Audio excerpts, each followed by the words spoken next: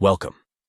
In today's video, I'm going to show you how to change your Roblox web account on PC with the latest update.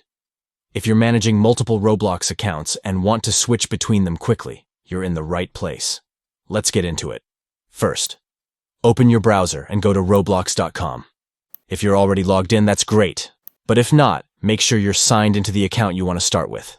Once you're on the Roblox homepage, look to the top right corner of the screen, where you'll see a small gear icon. This is where you can access all your account settings. Next, click on the gear icon.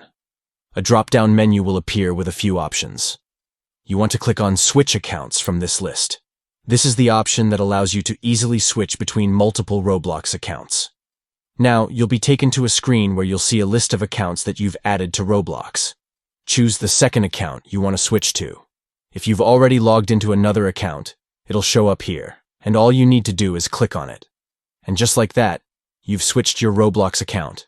It's quick and simple, especially with this new update.